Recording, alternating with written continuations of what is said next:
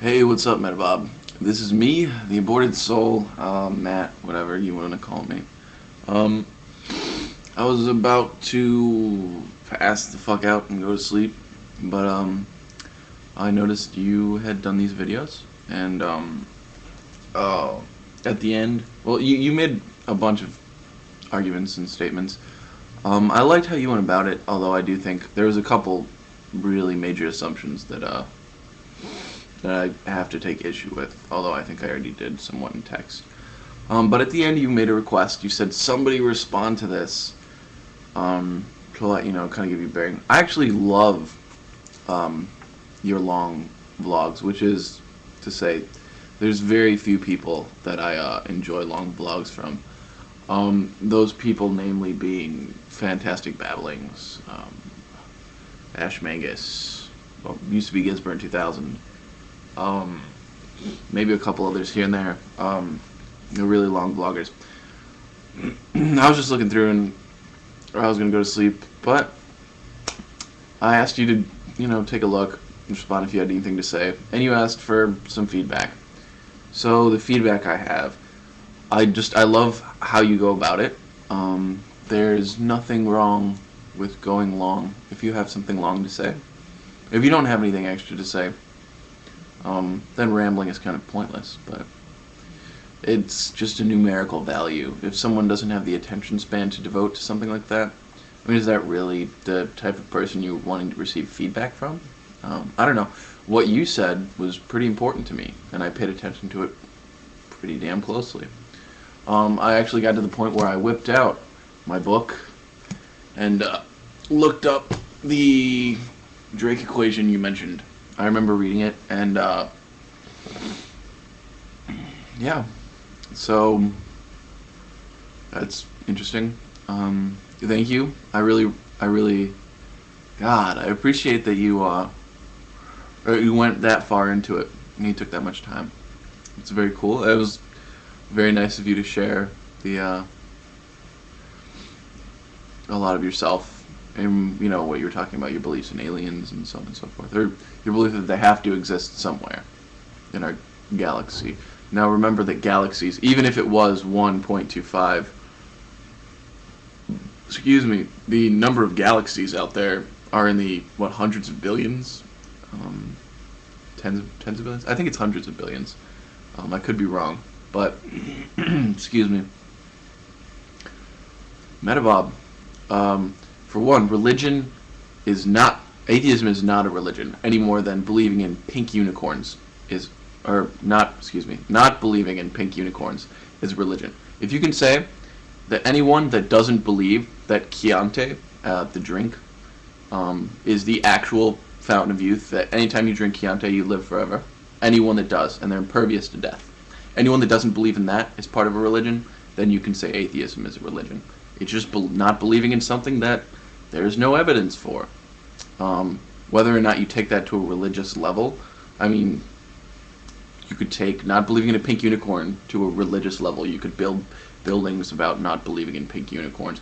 I think atheism and reason are two separate things. I think one is the logical conclusion of the other, but I know an atheist who's not reasonable at all. They don't believe in evolution, as ridiculous as that sounds. They don't believe in gravity. Excuse me, Mike doesn't even believe that he doesn't believe in chemistry. He doesn't believe in organic chemistry or inorganic chemistry. He doesn't believe that carbon exists. He doesn't believe the atom theory. He doesn't believe that people dream. He thinks I'm not even going to get into it. He's quite the interesting character, and he's an atheist. There's absolutely no religion in his atheism there, especially when it comes to other things. So I think that was a groundless claim you made, and I disagree with it, and I'm saying so. Although I appreciate that you took the time to make it. What else? Spirituality. And you said I don't try and refute religion with the bad things that it does. That's just one of many things one of the reasons that religion isn't, the coolest thing in my book. But my main religion, or my main beef with religion is that it's not true.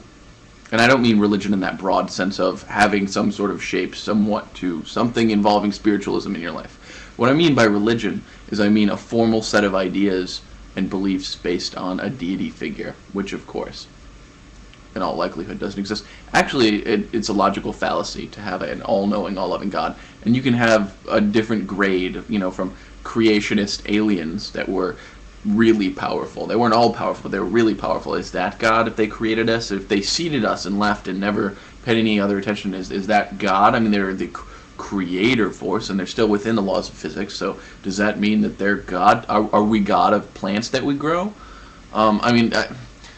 That's the only reason that I'm an agnostic atheist, by the way, is because there are different grades of God. I'm an absolute atheist towards the kind of gods that don't make sense. Like the Christian God, for instance. I know the Christian God doesn't exist. It's a logical fallacy.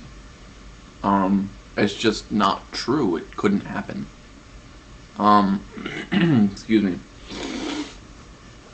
Even without the little fairy tale myths about, putting all the animals on the boat and the world being 6,000 years old. Spirituality. When addressing spirituality, I have to say that I am a spiritual person. I love deeply. I have someone in that broader religious sense. You were talking about religion is this narrow thing. Well, actually, that's pretty much what religion is. Anything else I would consider more as spirituality, and I'm a spiritual person. I don't think our brain is specifically built as a conduit towards spirituality. I think that's an invention of man. That's how we interpret it. As sort of spirituality. Not that I don't use it. Toilets are invented by man, and I use those too. But it's just a way of understanding the universe in things that are not logic, if that makes sense, or at least feeling. Logic is just a way of managing all of those impulses in your brain. It's a methodology. It's not. I wouldn't divorce it from spirituality, but I would definitely say spirituality doesn't always fall under its ruling, because feelings are as much logic. Like you could say, someone said mean things to me, so I felt bad. That's logical. What happens when you feel bad for no reason? You'd be like, it's chemicals in your brain. That's logical too. But logic isn't what causes those feelings. Just like logic doesn't cause my spirituality, although it can explain it. I'm in awe, at the fantastic universe that we are part of. I'm in awe of the capabilities of humankind and how we are advancing. The theory of accelerating returns, the law of accelerating returns, it just seems very accurate. But yes, accelerating returns, as we're going towards the singularity. I don't think we know exactly how it's going to happen, but unless we fucking kill it, unless we wipe ourselves out, it's going to happen. That's the case for that is so well supported, it's not even funny. There's no sort of invisible ceiling that anyone can see that's non-human machines, because really machines are just protein based, or human beings are protein based machines. There's a certain level that machines can't get. It's this most silliest shit I've ever heard. If physics, doesn't specifically disallow it, then it's allowed. Machines, that's short of us stopping all, either falling back into the Dark Ages sort of thing, unless religion takes over, which is one of my big reasons to have a problem with religion. If religion wasn't going to interfere with the singularity, then it would be more than welcome to take part.